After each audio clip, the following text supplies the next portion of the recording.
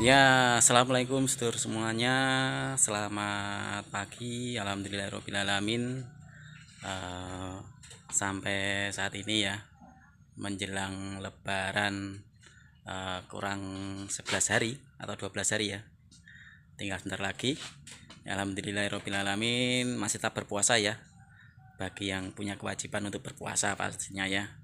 Oke, kali ini saya masih pengen membahas soal travel gelap.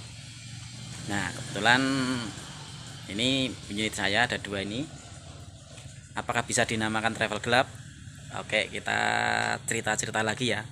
Ini hanya sekedar cerita ya. Jadi, yang namanya cerita itu saya ngomong sesuai pengetahuan saya ya. Jika tidak berkenan ya mohon dimaafkan. Ini hanya sekedar cerita mengenai travel gelap yang sekarang kendaraan ini dianggap ya bukan dianggap ya, kalau travel gelap jelas menyalahi aturan lalu lintas yang berlaku. Oke, kita lihat ciri-cirinya travel gelap itu seperti apa sih sebenarnya ya. Satu persatu kita bahas ya, kita ulas, mungkin bisa menjadi bahan renungan atau bahan apa ya, untuk pengalaman lah seperti itu. Ya oke, kebetulan di sini ada dua unit Isuzu Elov plat hitam ya. Nah, apakah ini bisa disebut dengan travel gelap? Bisa, bisa disebut travel gelap. Secara kasat mata kacanya gelap ya, nggak kelihatan penumpangnya. Platnya hitam juga gelap. Nah, akan tetapi eh, travel gelap itu lebih kepada kendaraan plat hitam ini dipakai untuk nerayek penumpang atau memungut penumpang di jalan, atau mengambil penumpang dari kota A ke kota B, dan nanti di kota B kita memungut penumpang lagi untuk dibalik lagi ke kota A dengan berbeda-beda penumpang ya.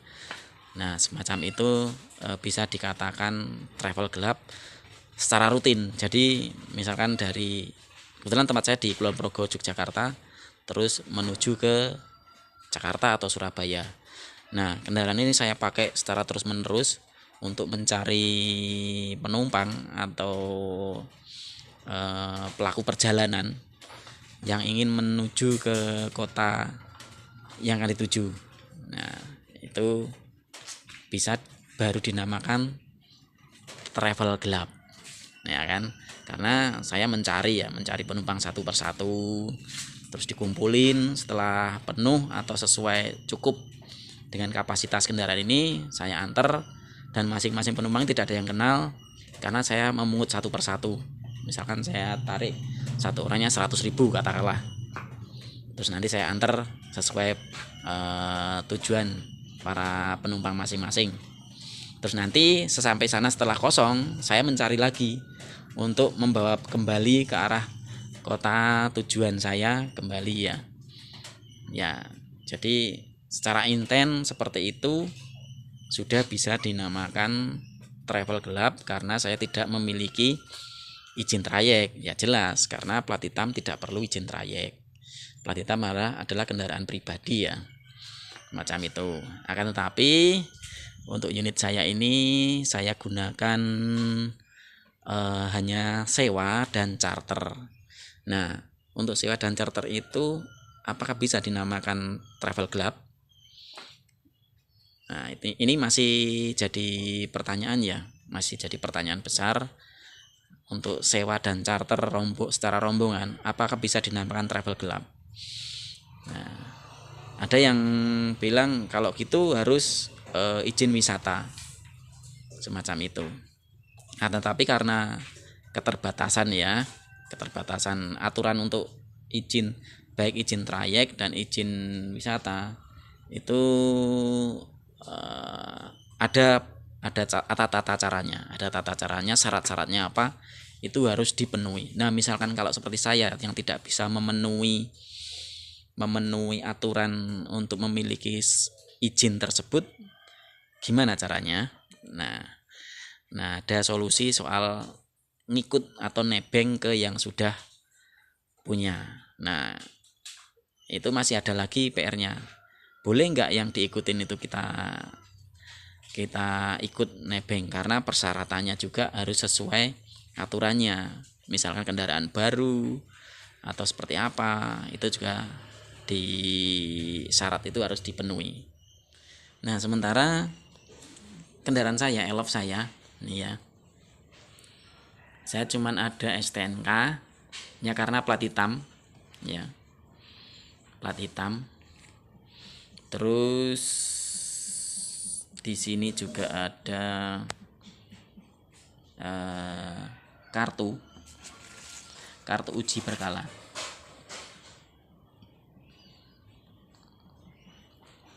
Kartu uji berkala kendaraan bermotor yang dikeluarkan oleh Direktorat Jenderal Perhubungan Darat. Nah, fungsinya apa nih ya kartu ini?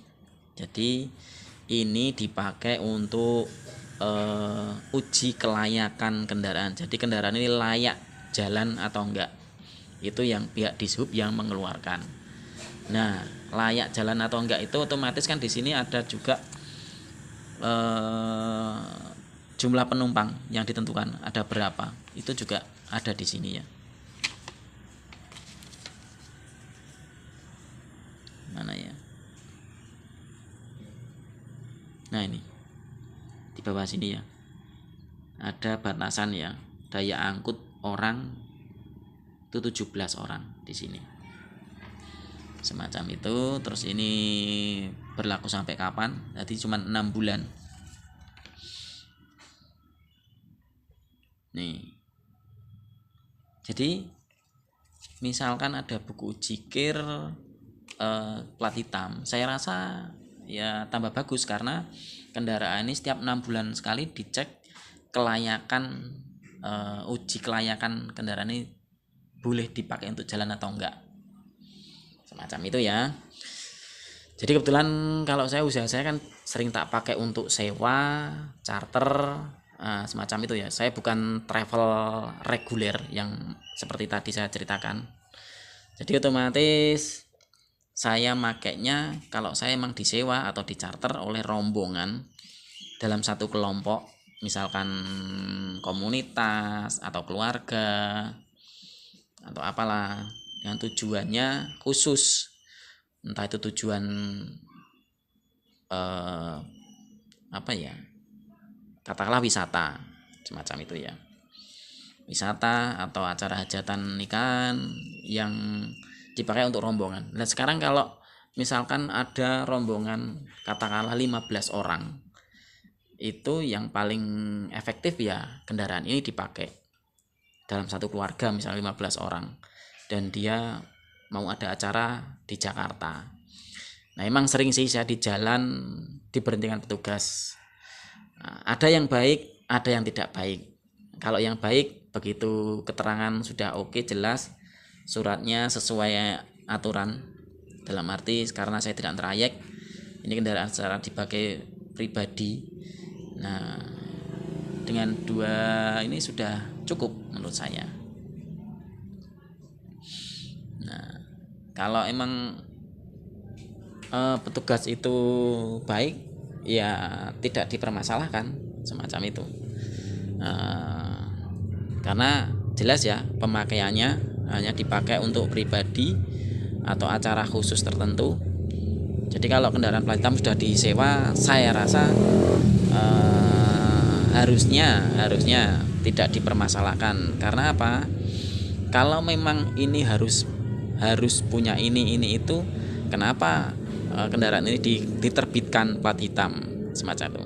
Harusnya petugas atau baik dari lalu lintas, perhubungan darat, itu tidak menerbitkan unit semacam ini dengan plat hitam, harusnya. Mau gimana lagi, karena kepemilikan pribadi yang kita terbatas. Kalau kita harus punya kendaraan yang baru terus minimal 5 unit semacam itu, saya rasa ya tidak semuanya mampu, kecuali memang sudah berniat pengen usaha yang sudah besar semacam itu. Oke, itu hanya sekedar cerita ya, hanya sekedar cerita soal ulasan mengenai apakah unit saya ini termasuk travel gelap atau tidak ya. Oke, itu saja, mungkin bisa menjadi pengalaman, bahan cerita yang lain, tambah pengalaman juga untuk usaha pribadi ya. Ya itu saja dari saya. Jika dalam penyampaian saya terlalu membingungkan atau tidak mudah dipahami ya mohon maaf, karena keterbatasan saya. Oke, saya akhiri video ini. Terima kasih semuanya.